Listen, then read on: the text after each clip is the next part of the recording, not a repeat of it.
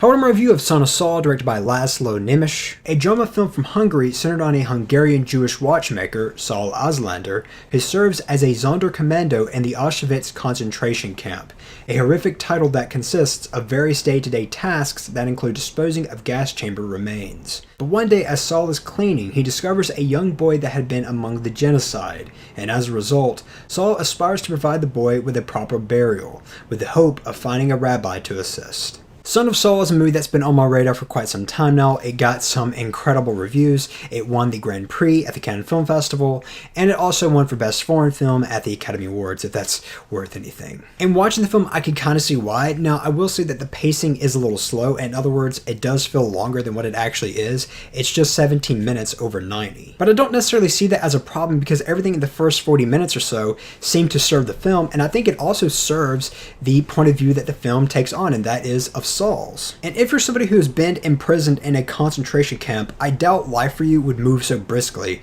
It would probably seem like a hellish eternity. This movie is pretty hard to watch in parts and is able to present the harshness of this environment without being too exploitive or too manipulative. It does a lot without really showing a lot. There's one scene in particular involving people being executed and flamethrowers that genuinely horrified me. And the thing about this movie is that it all feels very real, as if it's happening right in front of you. And that's mostly due to the cinematography. There's a lot of long takes, long tracking shots.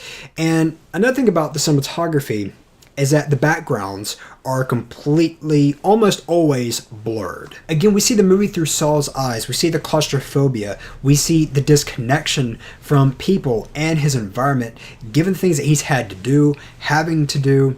That's kind of the only thing that's keeping him somewhat sane. This is a man that has become completely shut down until he is exposed to the boy and wants to provide him with a proper burial. There, his humanity is just slightly reawakened. And regardless what is told or implied about the relationship with Saul and the boy, Saul does a lot for this dead child.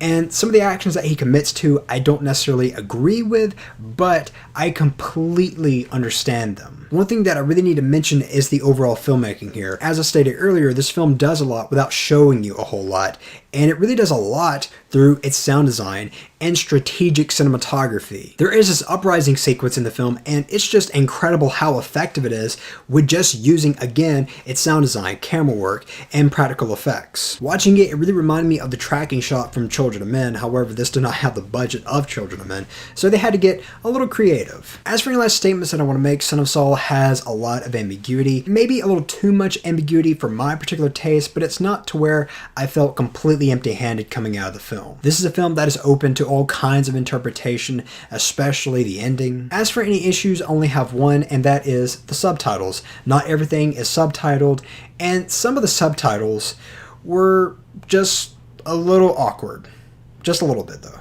Overall, I'm going to give Son of Saul a very strong 4 out of 5. I think Son of Saul is an excellent film to watch if you're somebody who is studying filmmaking because you watch this film, see how it's done, without really spending a whole hell of a lot of money. If you're somebody who has seen Son of Saul, then do let me know your thoughts on it, and as always, I'm Colin Kirkland, and thank you so much for watching.